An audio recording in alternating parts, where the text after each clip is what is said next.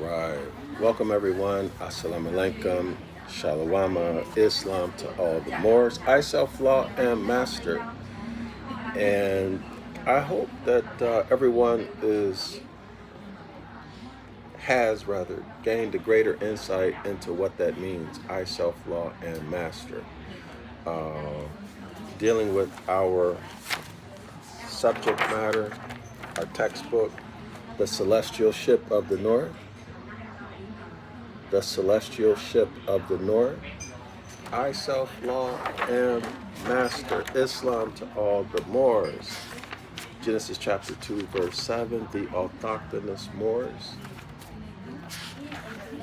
So let's pick it back up. And by the way, I'm very happy to be back. It feels like I've been gone for a long time, but it hasn't been a long time, but it feels that way. So let me just summarize a key point on page 24 rather, of our textbook. And it just so happens that 2 plus 4 is 6, and 6 is perfection, among some other things. But just keep that in mind. Here's a major piece of information regarding our heritage and the mindset that we're supposed to return to. Okay, not a religion, a mindset, a state of mind. It's on page 24. It's the second paragraph. I'm not going to read it, but the sentence begins with the biblical account of the war in heaven is explained astronomically when Typhoon and Sut, S-U-T, or the northern constellation of the Great Bear, or the northern constellation of the Great Bear, and the glowing dog star in the south. The glowing dog star in the south, y'all, is none other than Sirius, the dog star. And this glowing dog star in the south is the brightest star in the sky. You'll see it in July and August. So, of course, June 22nd is the time of the year when the sun takes on the title of the Christ, the Christos, the Christ, a title. And the sun has reached its highest elevation, in the northern part of space, okay? So the sun would be here at its maximum elevation, and if you continue northward, all the way up, you'll get to the North Star, okay, the North Pole Star, okay? So there we are in terms of our orientation in space. Now, from June 22nd, we must remember, from June 22nd to June 25th, the sun is at its highest elevation. Then all of a sudden, it begins to fall on June, or decrease in elevation on June 25th. Okay, as above, so below, as below, so above. So the same phenomena is happening with the winter solstice on June 22nd. And then that's another story too. That's something we'll come back to. That I've been meaning to go over it again, but I just haven't had, it hasn't come to my memory, okay? But anyway, we're gonna go back to that. But that information is in The Devil's Pulpit by Robert Taylor. So, let's continue. So the sun begins to fall, or decrease in elevation. It begins to fall southerly. Okay? So that in July, the sun, although falling in elevation, it achieves its greatest intensity of heat in July. It achieves its greatest intensity of heat that we experience on planet Earth in the northern hemisphere in July. And it's in July, y'all, scholars, that when you look up, you will see Sirius, the dog star, the brightest constellation, or the brightest star rather, in Canis Major, right? In Canis Major, the biggest dog star. Everybody see that? So our ancient ancestors described this phenomenon metaphorically, which was and it was eventually turned into a mythology, and then the mythology was eventually turned into religious doctrine. Okay, so that's the syntax. So because Sirius, the dog star, that brightest star, appeared in the night sky at the time that the sun achieved its greatest intensity of heat, or heat intensity, that great intensity of heat was attributed to none other than Sirius, the dog star. Y'all see it? Everybody see it? So the sun gets the hottest, the earth gets the hottest in July, and I'm trying to keep my voice down because there's other people here, if it sounds like I'm whispering. So it doesn't happen until Sirius, the dog star, appears in the night sky. So all of that heat intensity is attributed to Sirius, the dog star. Okay, which in this I might as well read this to you, because this is a critically important paragraph. A critically important paragraph. So let me just read it to you, as I kind of wanted to hurry up and do this because I have to bounce in about 1 hour. Y'all listen. Sirius, the dog star, or the star god.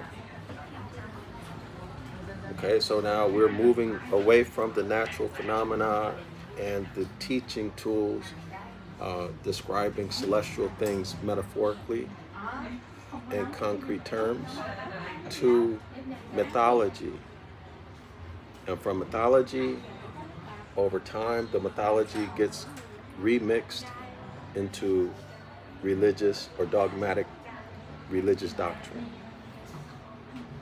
So the star god, who is none other than Sirius, the dog star, Canis Major, that brightest star, the Egyptians, the Osirians, converted that star into Savic Ra. Ra, of course, is the S-U-N sun deity. Do y'all see the transition? The transition, and in fact, it's very polite calling it a transition. But you can see the ancient mindset of our foremothers and forefathers. We acknowledged Sirius, the dog star, Canis Major, the brightest star in the Canis Major constellation, as attributing the extra heat that made January the hottest month of the year. We attributed that to the physical constellation Canis Major, the brightest star in the constellation. Y'all see it? And then the Osirians came in and remixed that into a religious god called Savic Ra. Ra, of course, is the sun. Savic is Sut, who becomes Set in religion. Okay? Sut is the first masculine entity formed by the Great Mother or the Great Mother Nature, who is none other than Typhoon. Y'all see it? Who's none other than Typhoon. So here we see what they're calling evolution.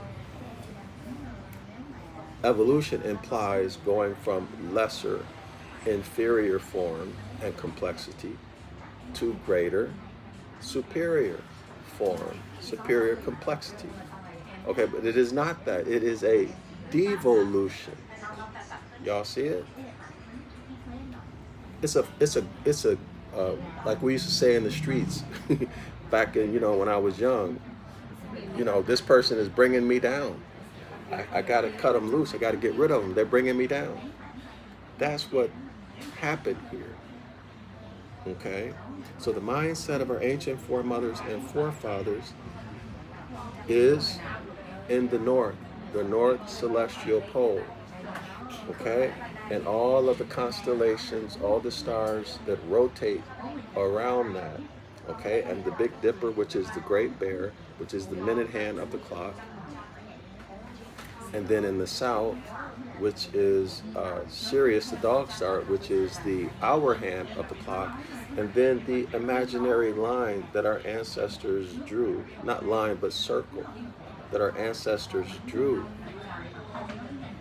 to put form around that which is formless. And that which is formless, of course, is the great abyss, which is the celestial abyss. Okay, or the celestial sea. Y'all see it? And in doing that, we created our ancestors. We are our ancestors. We created time. We created geometry. Everybody see that?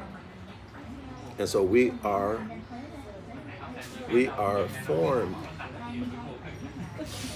And I almost want to go back to it. But remember, we are that. I'll come back.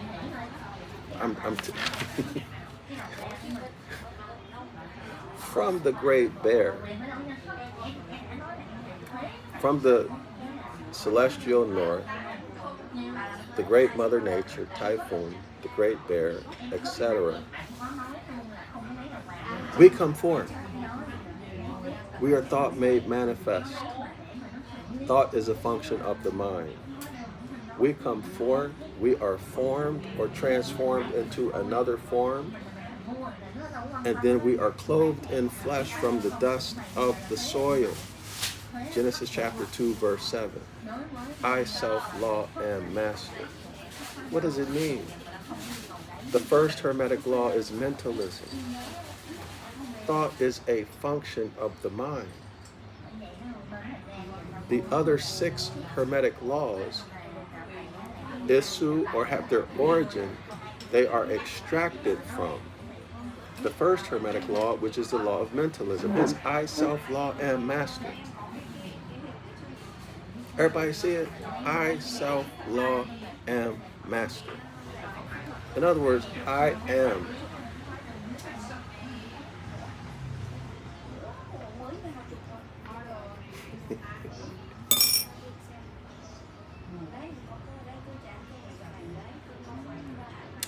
This is black coffee with honey. And the honey is made from, let me share this with y'all. So if you drink coffee, with no milk, if it's a natural seed, it's actually an herb. And it's very healthy. Man, I bought some garlic. And here in Vietnam, you can have them dice it up. Man, it smells terrible. I put it in my bag, and I'm almost embarrassed because there's so many people here. I don't want them to have to deal with the smell. So check this out. This is not a special honey. Produced from many different flowers. And here, one of the things that's big is coffee from honey, made from I'm sorry, honey made from the coffee plant. It's a big thing here, but of course this is not the coffee plant. This is a different flower, and this is my first time trying that.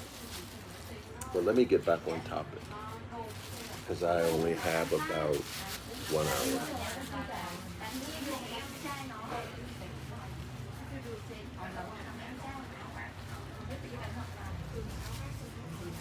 So y'all have heard me say this 1,000 times, but I'm gonna say it one more again.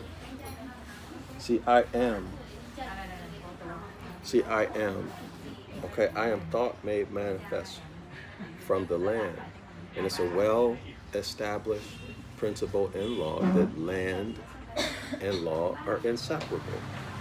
Therefore, land is the substance and subject matter of the law. Okay?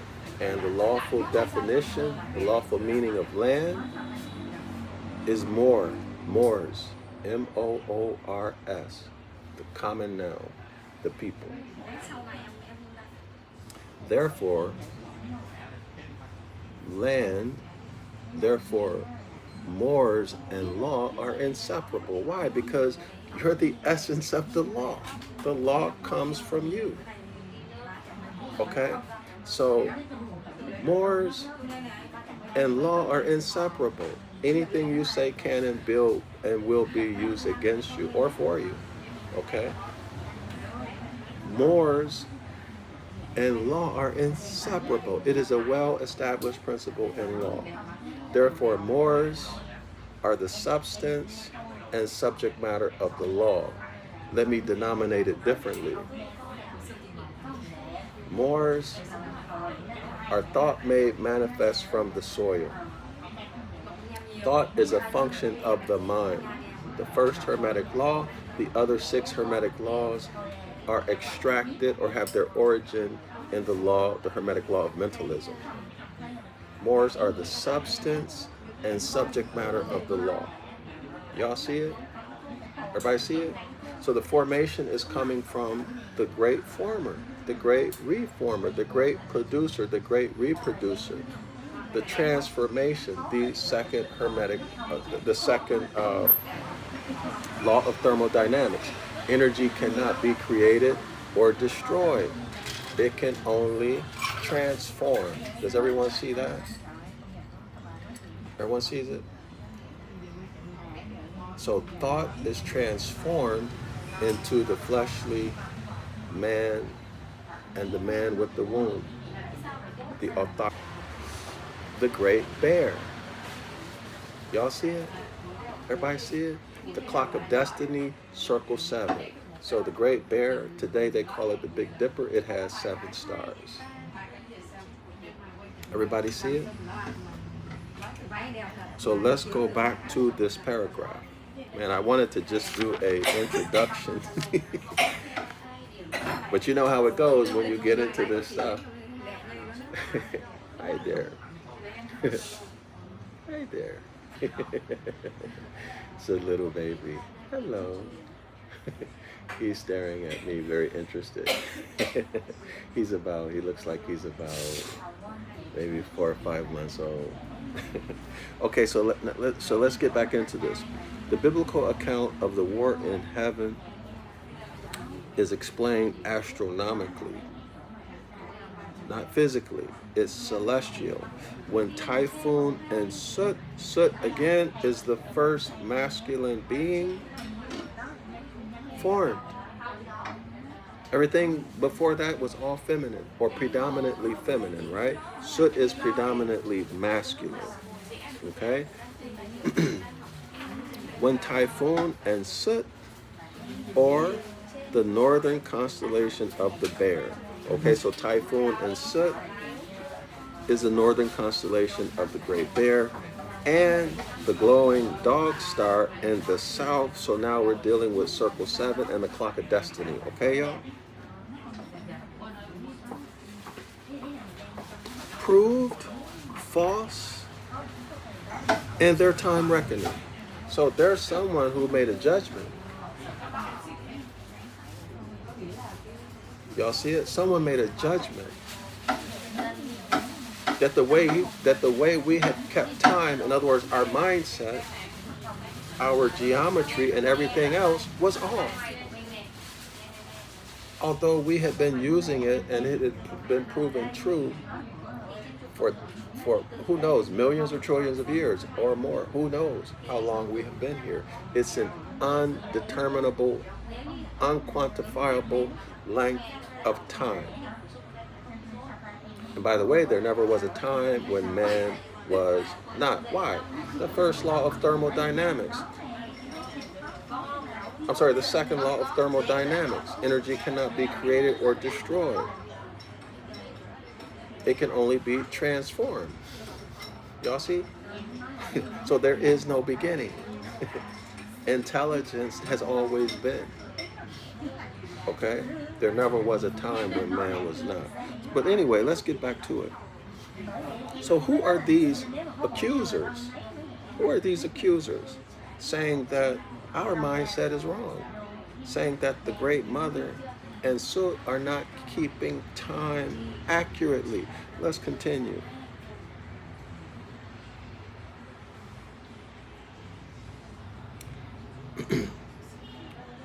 So the great, so Typhoon and Sut, or the northern constellation of the Great Bear, and the glowing dog star in the south prove false. Circle 7 prove false, according to these people, or beings, I should say beings. And the clock of destiny prove false, according to these beings. Prove false in their time reckoning, causing their own degradation. Y'all see that?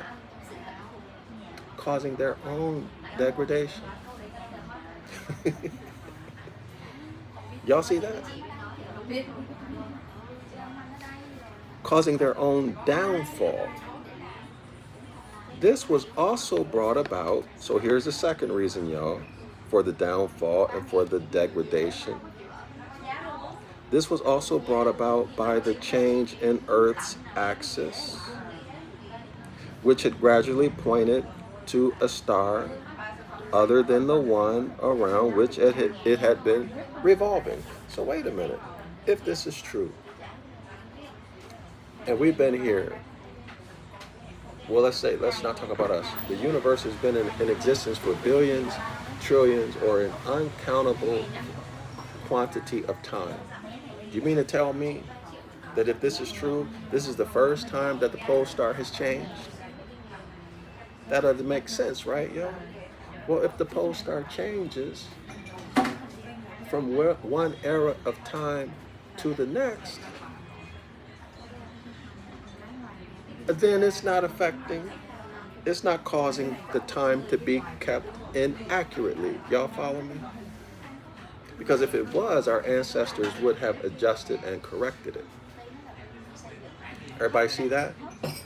Or it could be that if there was a change that was happening, our ancestors would correct and adjust it. Y'all see it? As part of the normal function of keeping time. We had been doing it for so long. Okay, y'all? All right. So we see some foul play here. We see some BS and some finesse. Okay, y'all? So anyway, let's continue. In other words, if the pole star changes, doesn't matter. Okay, because we still kept or accounted for the time accurately, and we have an untold amount of time to prove it. If it was good 1 billion years ago, it should be good now. Okay, and it should have been good then. This is only 6,000 years or so that they judged the time to be kept wrong. Y'all feel me? So let's continue. The author continues. Let me just read that sentence again. This was also brought about by the change in the Earth's axis, which had gradually pointed to a star other than the one around which it had been revolving. So let me say it again. This would not have been the first time that happened because of the huge amount of time involved, if it's true. Okay. So it's a non-issue. But let's continue. It was and here it is. It was the Egyptian Osirians who cast out and condemned the ancient typhoon. It was the Egyptian Osirians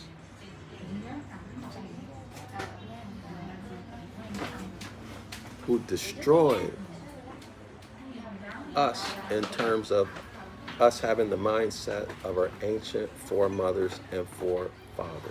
They introduced the mindset of keeping time by the sun sun. Y'all see it? So this is when we lost the mindset of our ancient foremothers and forefathers. That might be hard for many of you to accept. Cute little boy. Okay, y'all, and it was brought in by the Egyptian Osirians. Osiris, Isis, and Horus. Okay, the threes, the Trinity. Okay, from which all the other solar deities have their origin. Okay, the solar zodiac projection is a new mindset. Okay? And then now, today, our people's mindset is in the mindset of the dogmatic religion. Okay, so we got to come out of the mindset of the dogmatic religion, come out of the mindset of the solar zodiac projection, and return to the instructions, the heritage, the principles of our ancient foremothers and forefathers, which is the clock of destiny, circle 7, which is the celestial North Pole, or the celestial ship of the North, or the circumpolar zodiac projection. Yeah, remember, in the North, this is primal formations, and in the South is principles. Okay, so North Pole, primal formations, the genetrix, the womb. Okay, and in the South, at the South Pole, where our feet are standing, we're standing on principles. Love, truth, peace, freedom, and justice are the highest principles in the universe. Do y'all see it? Do y'all see it? So, what is this telling us? It was the Egyptian Osirians who cast out and condemned the ancient typhoon, who cast out and condemned the ancient mindset of the Moors, the Sabian Moors, and who changed, and this is the point, who changed the star god into Savic Ra. Remember, the star god, this is the hour hand of the clock of destiny. This is the brightest star in the constellation Sirius Major, Sirius the dog star, who changed the star god into Savic Ra. Savic goes back to Sut. So y'all see how they remixed this information, and then shifted the people to what? Keeping time by the sun sun, and then slid dogmatic religion into that. Okay, y'all? All of the solar religions, for example, Christianity, okay? Who changed the star god into Savic Ra, the sun god. They then placed upon Savic Ra's head a pair of horns. And Savic Ra became the ram or lamb, symbolized in the zodiacal sign Aries. Aries. Now listen, y'all, listen. And when the sun sun passed into Aries, Aries became typical of the change from one pole star would be the North Pole, now it's Polaris, to another pole star. So what do we see? So the author is telling us that the North Pole star changes. So I don't remember the exact amount of time, but it'll come to me, or I'll see it again and I'll bring it to your attention, okay? But I don't remember how many years go by, okay? But according to the author, this is a true phenomenon. The pole star changes. So if the pole star changes, and we were still keeping accurate time when the pole star changed, right? We still kept accurate time. Who are the Osirians to come in and say that we're not keeping time, or we're not reckoning time correctly? Who are they to judge us? Y'all see, it's a finesse. It's BS, okay? It's propaganda. BS is an excuse to wage war against the Sabian Moors, all right? To change our mindset, okay? To pull us out of nature, science, and principles and drag us into dogmatic religion. Y'all see it? Everybody see it? Now listen, it says, and Sevek Ra became the ram. This is Aries, or lamb. This is Jesus, right? Jesus is the Lamb of God, symbolized by the zodiac sign Aries. And when the sun passed into Aries, Aries became typical of the change from one pole star to another. So an era of time would change, or maybe it's a year. I don't remember. We're gonna have to come back to that. Okay? So are they talking about a great year? Or are they talking about a zodiacal age? Okay? Aries became typical of the change from one pole star to another. Okay, so are we talking about a zodiacal age or a great year? We're still talking about what? A full circle, right? A full circle. Y'all see it? They just flipped the script. All right? It used to be the revolutions around the pole star, and they flipped it to the revolutions around the Maserati, okay? Or the SUN sun revolving around the Maserati. Y'all see it? All right. So this casting out of the old mother took place, listen, took place when theology turned many of these myths into religious history. In other words, into, I don't accept the chronology. In my opinion, it happened much, much more recently. Okay?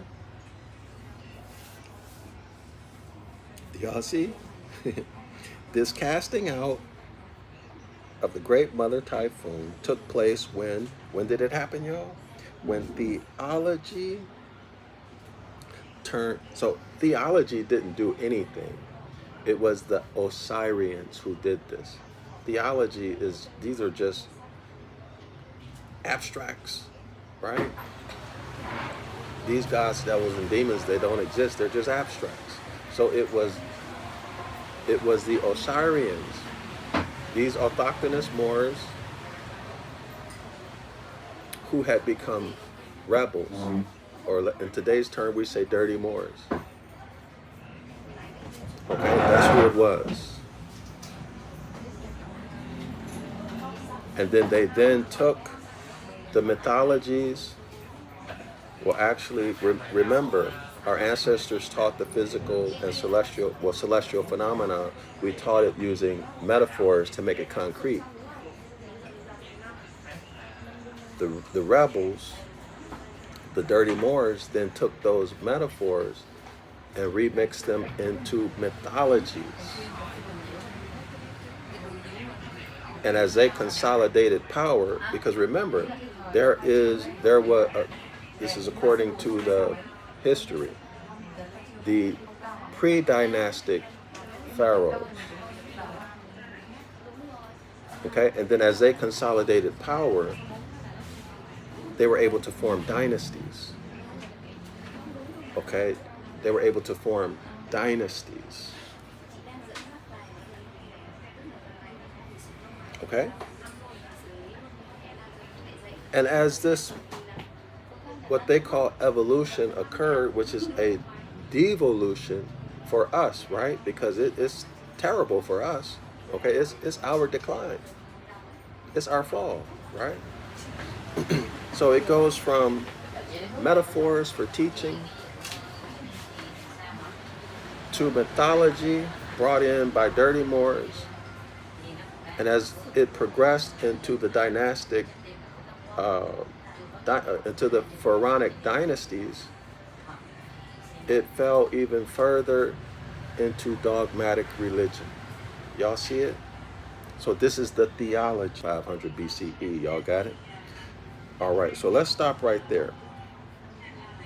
Now let me say this. Last paragraph on page 24.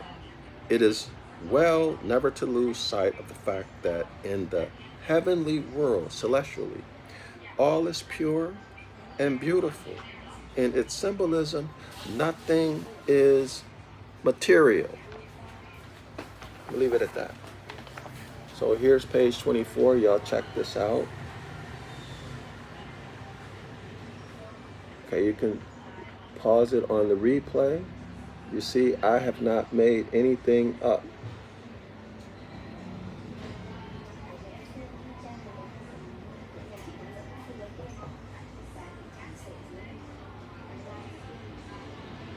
Y'all gonna have to pause it on the replay, okay? So this is the next page. So if y'all want to look at my notes, you're more than welcome to look at my notes. Hold on. I never knew that taking notes was such a big deal until I experienced how big of a deal it is a couple months ago.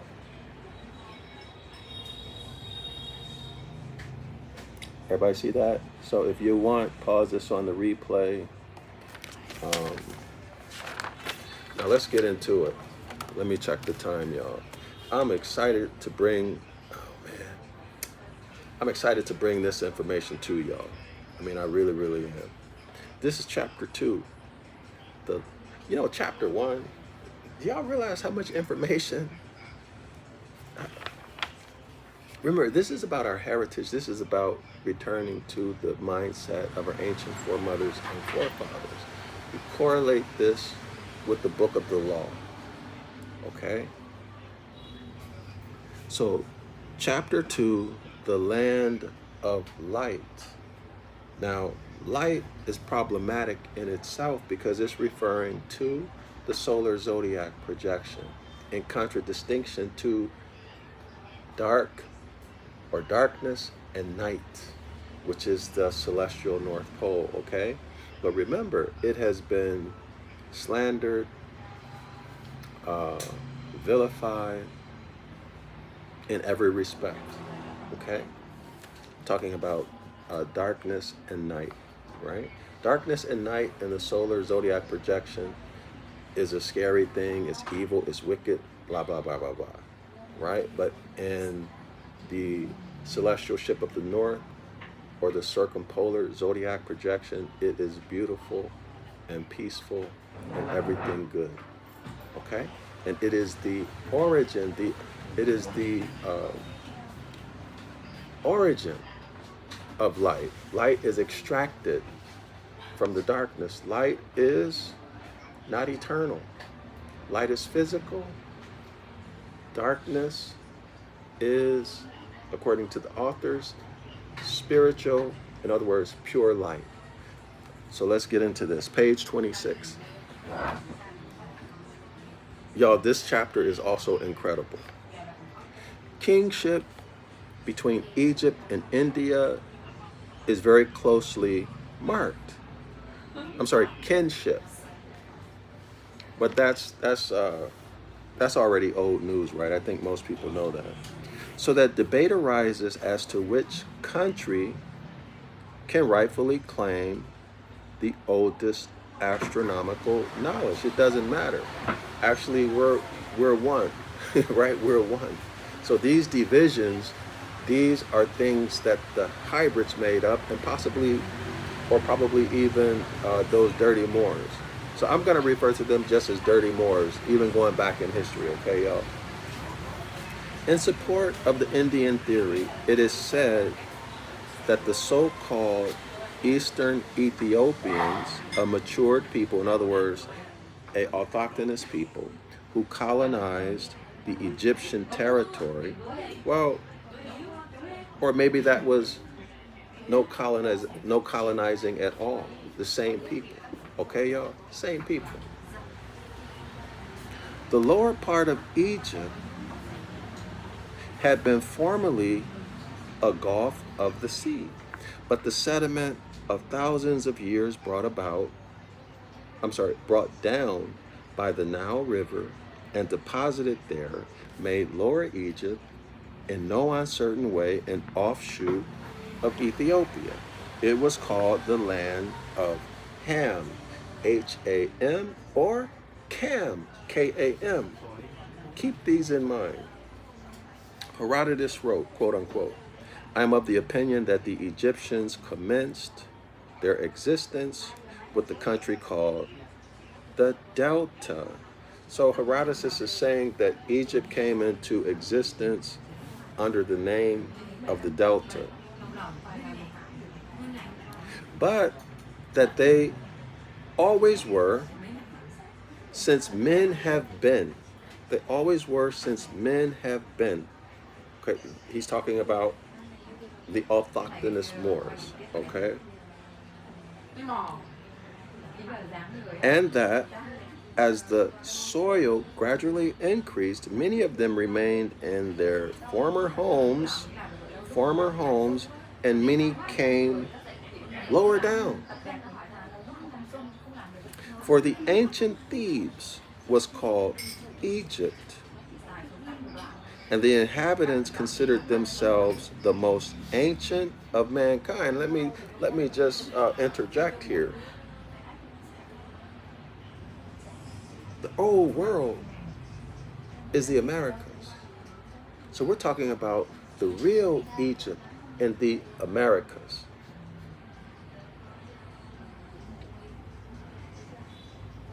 Okay? So there's a footnote number 1, it says Stobius. Next paragraph. Egypt lies near the center of the land surface of the world. Near the center of the land surface of the world. So navel, center, mist, middle. Pete, correlate that with, well, we'll come back to it. P.Z. Smith tells us that the base of Egypt's Great Pyramid lies near to the heart of all the world. Lies near to the heart of all the world.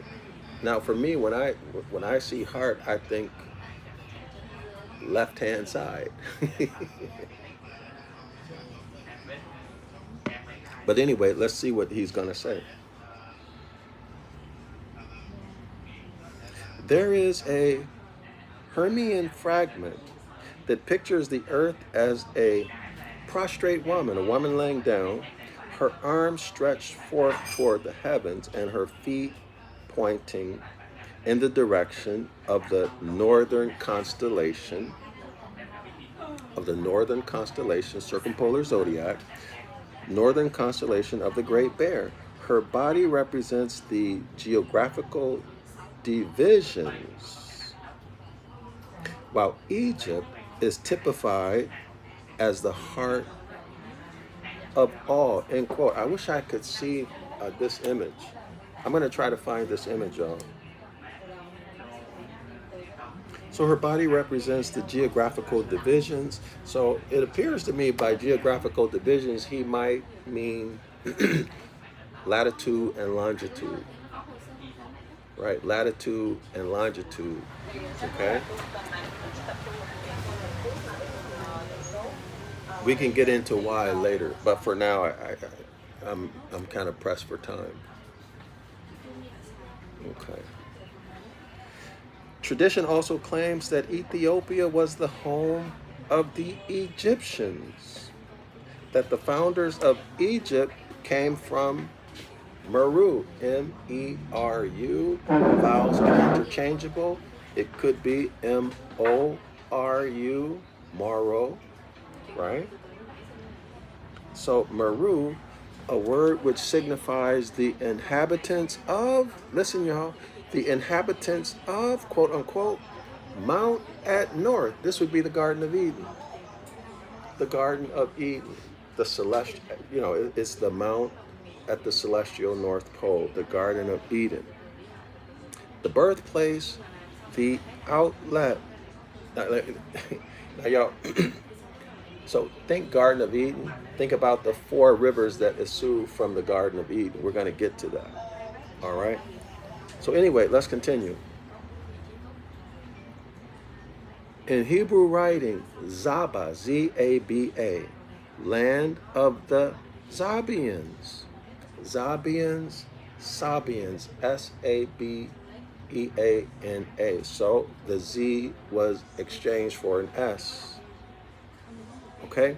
Ethiopia and Kush, K-U-S-H, are names of the same country. Are names of the same country that, quote unquote, Egypt beyond Egypt. So I remember years ago, I learned that Egypt beyond Egypt was the Egypt in what's called Africa now.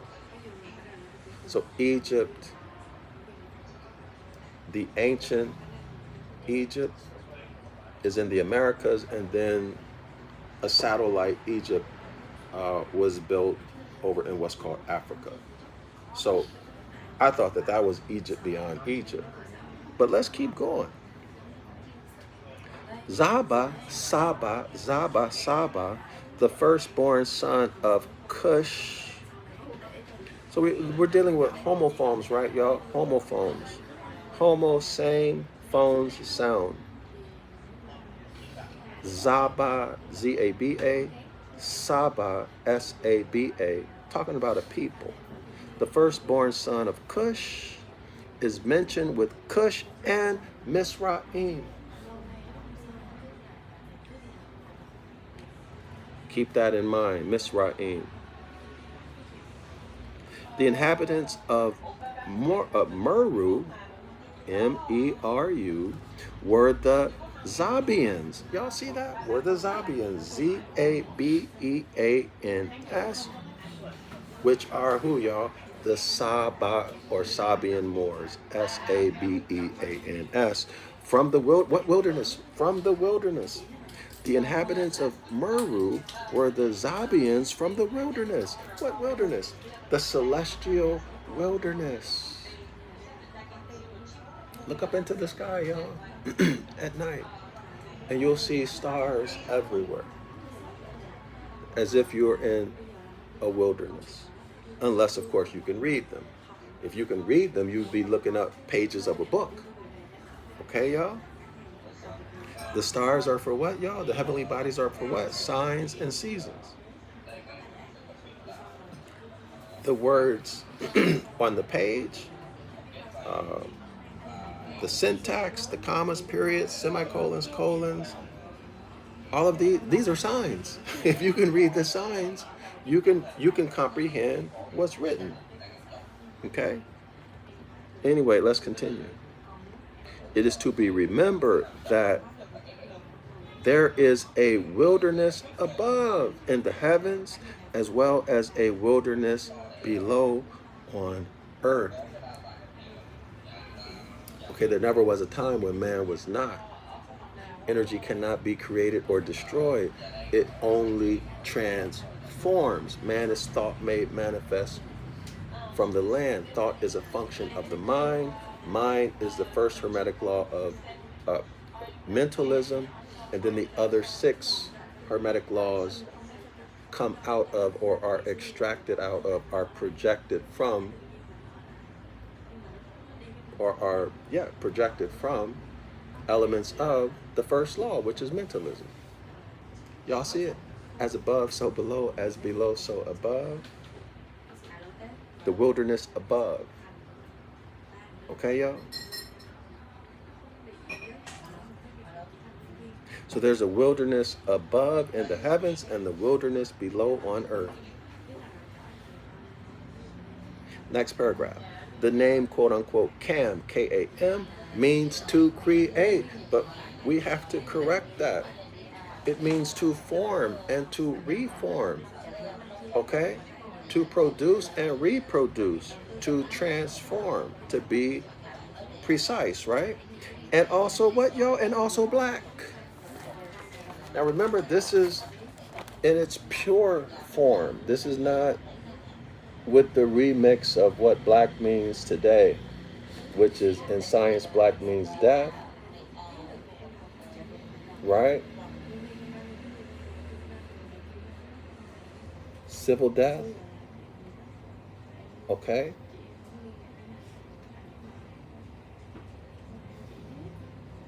Y'all read this for yourself. If you want to see my notes, I don't know how good my notes are on this page, but let me check the time. So pause it on the replay so y'all can read it, okay? Let me say it again. The name Kam means to create, so let's correct that. It means to form, to transform, to produce, to reproduce, and also black. Hence, Kam signifies the home of the black race, but there is no black race, right? This is the home or the birthplace of the origin of the Moors.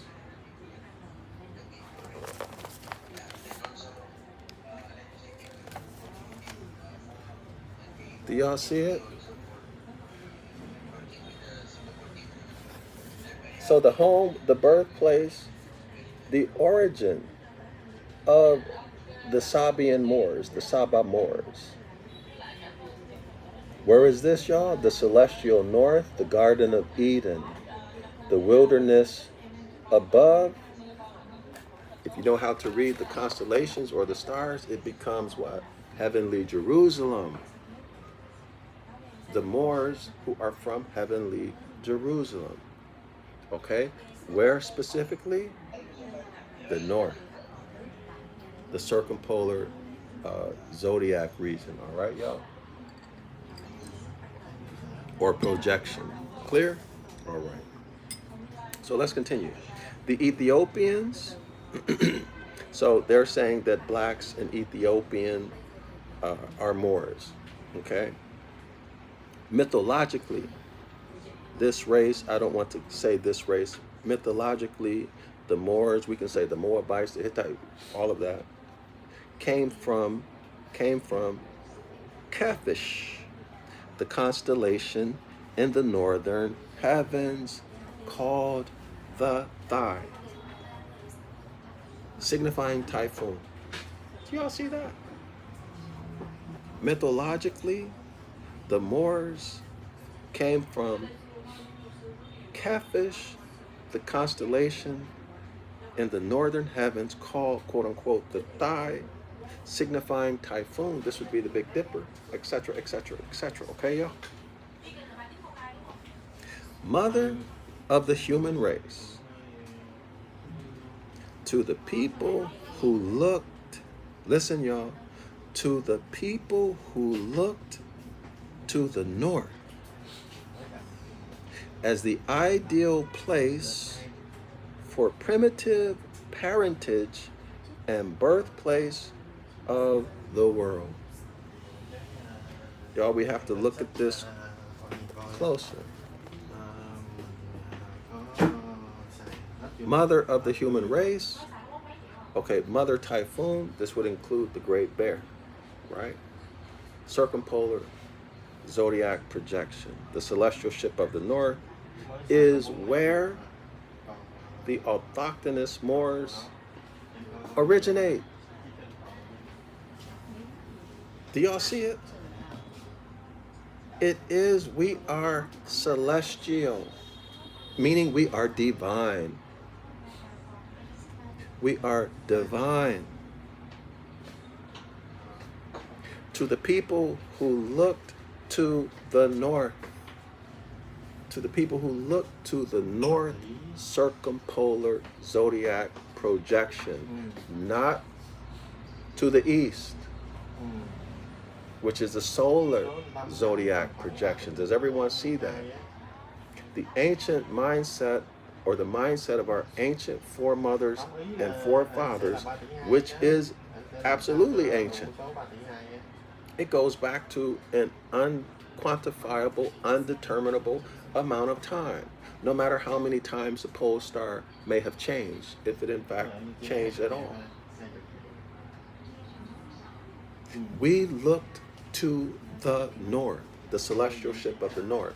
No wonder that the Honorable Elijah Muhammad and the NOI, Nation of Islam, say that Elijah Muhammad, when he expired, went where?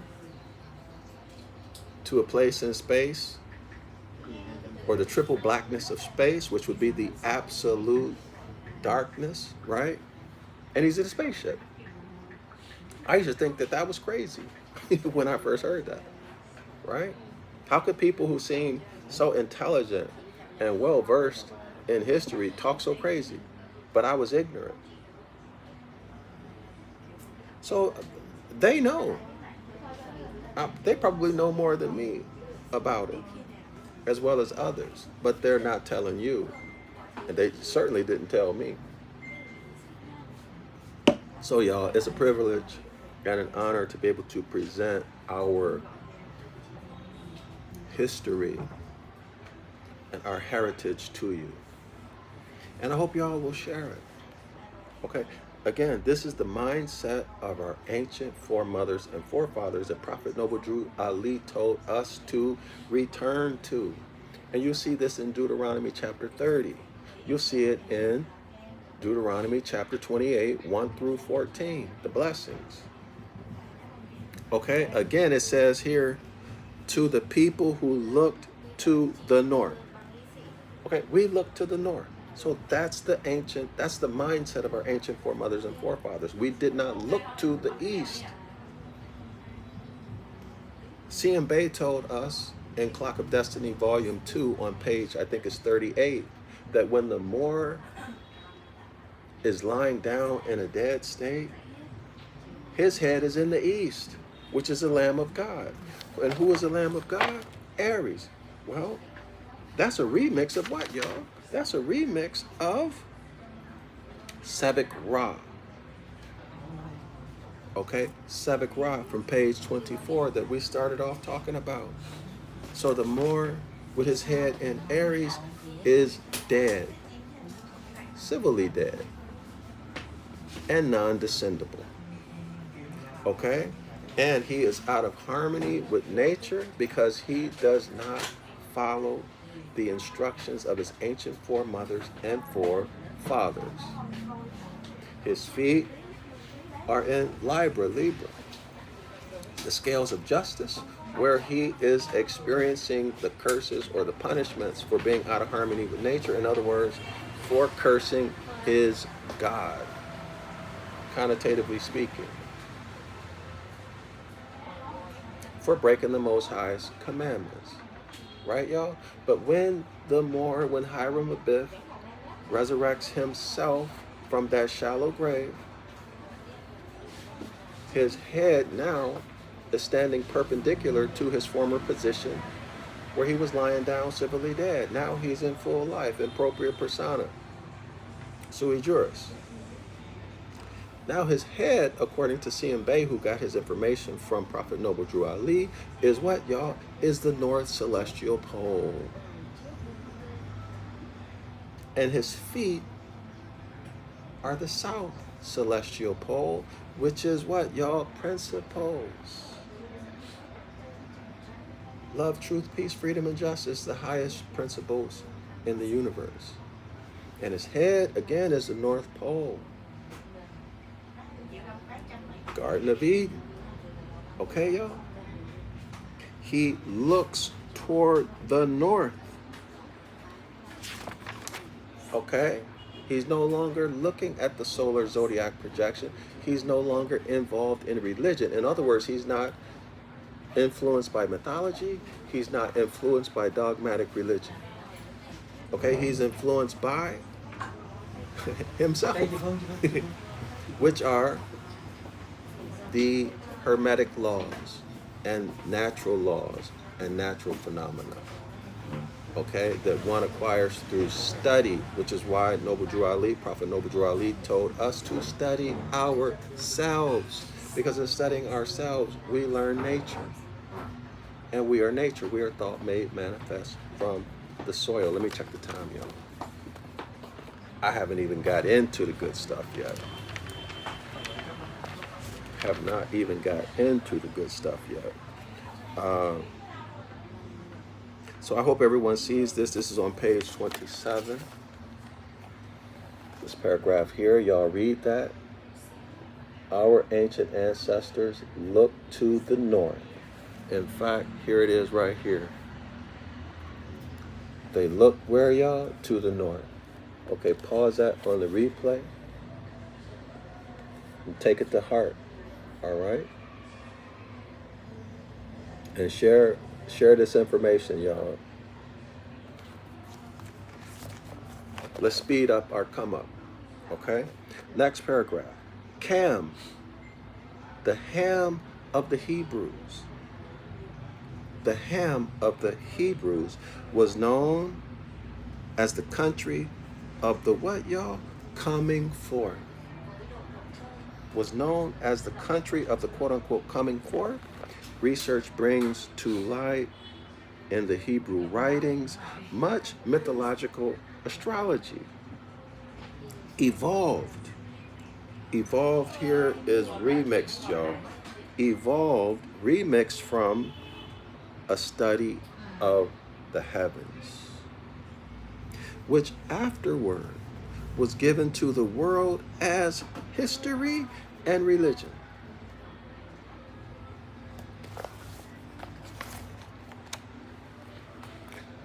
Correlate this with Jeremiah 8, verse 8. Scholars, Jeremiah 8, verse 8.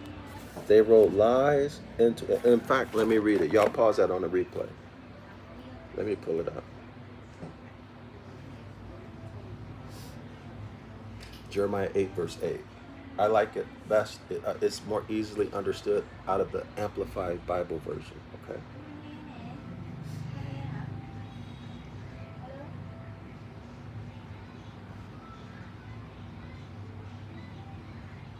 Jeremiah 8, verse 8, go to the Bible Hub and you can see it in like so many different versions, all right? So here it is. Let me show y'all. Y'all see it? How can you say we are wise and that the law of the Most High is with us and we are learned in its language and teachings? See, how can you say that? Behold, the truth is that the lying pen of the scribes has made the law into a lie, a mere code of ceremonial observances. So, scholars, that means religion. Okay?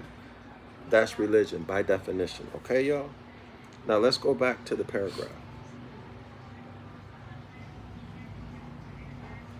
Later, sophistries garbled and falsified that ancient learning. What ancient learning, y'all? The learnings from the celestial ship of the north. The science. Okay? The metaphors that we use as teaching tools. Okay, y'all? All right?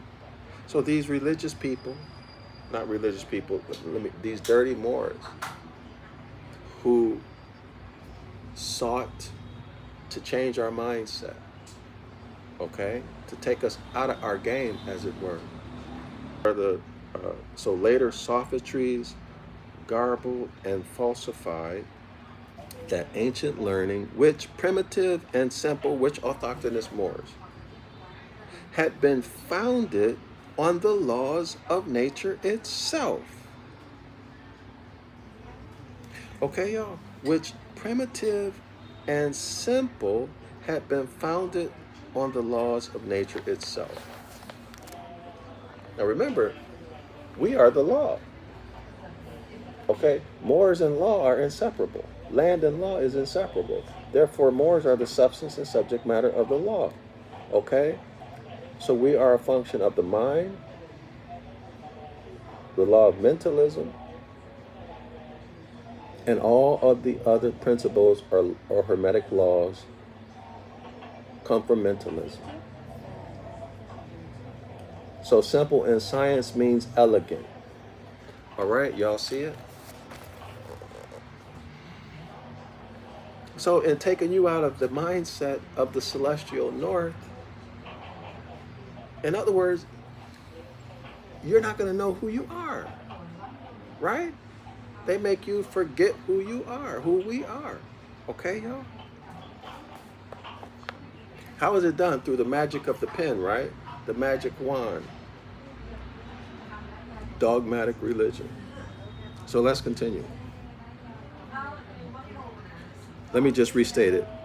Its very simplicity was unfathomable to later theists. The knowledge of astronomy and the perfection which this science attained in ancient times seems beyond modern comprehension. Do I need to comment on that? I don't think so. Near the city of Benares in India, there are astronomical instruments cut out of the solid rock of a mountain.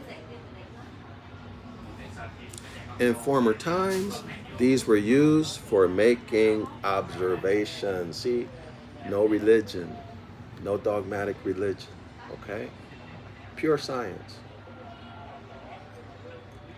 In other words, self-discovery, as above, so as below, so above, as below, as above, so below, as within, so without. Okay? All right, here we go, y'all. Here we are. Page 27, listen to this. 2 + 7 is 9. Semitic origins. Semitic origins show etymologically that Kemetic derivation. Wait, did y'all get that? Semitic origins show etymologically their Kemetic derivation. Wait. So Semite is derived from Kemite? Well, let's see. The letter K of Cam was transformed into the letter S of Sam, which was the root of the word Semite. The Semites were later known as the Sumerians. The Sumerians followed the Kamites. When the race of Cam, these would be the autochthonous Moors, when the race of Cam left its primitive or nomadic habitat, the earliest quote-unquote wise men were known to have come from the south, not from the east. North celestial pole, south celestial pole, south celestial pole, principles: love, truth, peace, freedom, and justice, wisdom. And to have formulated the language of the earlier settlers or squatters when they settled in Samaria on their journey northward. Now we know where they get Semite from, and why they cling so close to Kemet, right, y'all? Do y'all see it? You see the linguistics tricks that they play with homophones?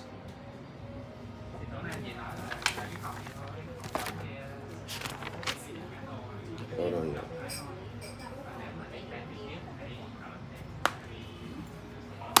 All right. So both Cam and Sam signify, quote unquote, black. So both Cam, let's correct that. Both Cam and Sam signify autochthonous Moors. Okay, autochthonous Moors, those who are sprung from the soil, those who are thought made manifest from the soil. The Semites were Camites in a later phase of development. So in other words, this is telling us that there is no separation between a Israelite and a Chemite or a Egyptian. Is all the same people. These divisions are tools or tactics for conquest. Divide and conquer. Y'all see it? Divide and conquer.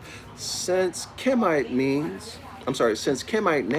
is the missing link between the inner African origins and the rest of the world. No, that's not true. Not true, because Egypt, as Dr. Clark taught us, is the flower of what he called the Nile Valley. In other words, Egypt got everything that it had learned from its ancestors. And according to Dr. Clark and Dr. Ben, the only thing that distinguished Egypt was that it recorded using stone. Right? They were stone builders. That's the only difference. But they got their knowledge from their ancestors. And of course, ancient Egypt is in the Americas. But anyway, let's continue. The North Gate, right? The North Gate. Okay. As her myths are incalculably old, much substantiality rather, can be given to the theory that Egypt was the birthplace of beginnings. Well, that makes total sense, right? Because the North Gate, the North Celestial Pole, right? The Garden of Eden, okay, when we're talking celestially, is our origin. Does everyone see it?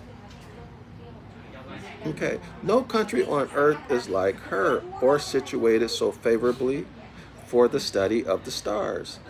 Bounded at 30 degrees north latitude by the sea and traversed by a river which overflows its banks 3 months of every year. Of course,